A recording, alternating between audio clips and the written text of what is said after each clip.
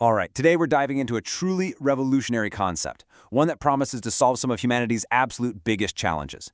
We're talking about quantum annealing. And this isn't just about making computers faster, it's about fundamentally changing how we find answers in the first place. So, think about this for a second. How do you find the single best solution when you have trillions upon trillions of options? Things like optimizing every shipping route on the planet or designing a brand new life-saving drug. For even the best supercomputers we have, this is like trying to find one specific grain of sand on every beach in the world. It's basically impossible. In the world of computer science, these monster problems have a name. They're called NP-hard. And trust me, the hard part is a massive understatement.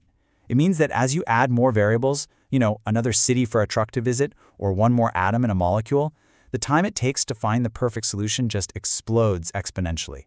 And here's what you really got to get. As these problems get bigger, they don't just get a little bit tougher, they become unimaginably difficult for any normal computer. Doubling the size of a problem doesn't just double the work, it could square it or cube it. Pretty soon you're talking about a search that would take longer than the age of the universe. Okay, so for decades, one of our best shots at these problems was a technique called simulated annealing.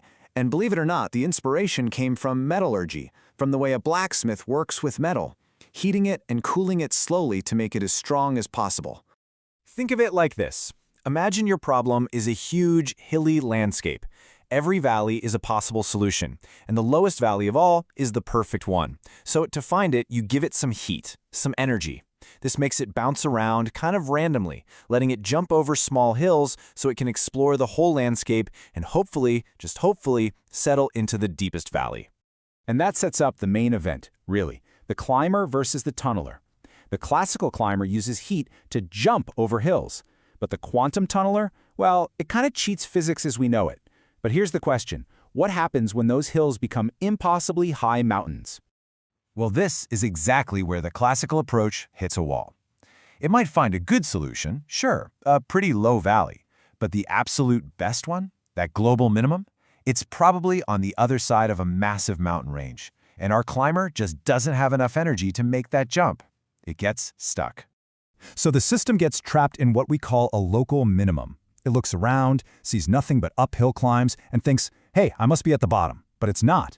The real prize, the perfect solution, is on the other side of that barrier it just can't get over. And this picture, this shows you exactly what I mean. See that energy barrier? It's tall, but it's thin. For a classical system, it doesn't matter how thin it is. It might as well be a continent-sized mountain. It has to go up and over. But for a quantum system, that thinness is everything. It's basically an open door. Because it has a superpower, it can tunnel. Okay, don't let the math here scare you, because the takeaway is actually really simple. Just look at the formula for quantum annealing. See that little square root symbol over the barrier height? That is the whole secret sauce. It means that as the barriers get taller and taller, the problem gets way, way harder for the classical climber. But for the quantum tunneler, the difficulty grows much, much more slowly. That square root is a total game changer. So how does this magical-sounding tunneling thing actually work? I mean, it sounds like science fiction, right? Well, it's a very clever process that taps into one of the absolute weirdest parts of the quantum world. So first, you map your problem onto that hilly landscape we've been talking about. Then, and this is the wild part, you hit the whole system with something called a transverse field. A great way to think of it is as a quantum wobble. This wobble puts the system into superposition, which means it gets to exist in all the valleys, all the possible solutions, at the exact same time. So, with your system simultaneously exploring every single option, you then just slowly, gently turn down that quantum wobble.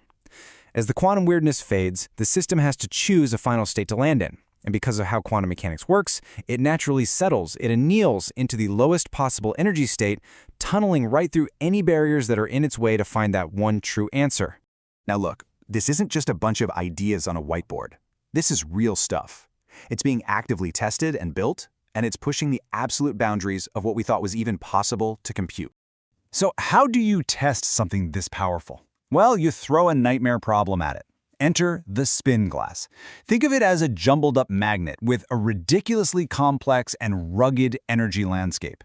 It's basically an optimization problem from hell, and it's the perfect test to see if quantum annealing can find a path where classical methods just get hopelessly lost. And guess what? It worked. Even back in the late 90s, researchers showed that this new quantum approach could successfully find the answers in these crazy spin-glass systems, the very same problems where simulated annealing threw up its hands and failed every single time. And that brings us to today. This is not science fiction. Real hardware exists. Companies like D-Wave Systems have actually built these machines, quantum annealers, and researchers are using them right now to turn this incredible theory into a practical tool for solving real problems. So let's just boil it all down. What is the big deal here? It's this, the exponential advantage. Remember that little square root we talked about? This is where it pays off big time. For a classical computer, as the problem gets bigger, the time it takes grows exponentially. But for a quantum annealer, it grows with the square root of that. That's not just a little faster. That's a monumental leap that takes problems from the never gonna happen pile and moves them into the let's do this pile. And that's really what I want to leave you with. Quantum annealing isn't just a faster computer. It's a whole new way of finding answers. It really makes you wonder, right? What are those impossible problems in medicine or climate science or logistics that we're about to solve? Now that we can finally tunnel right through them.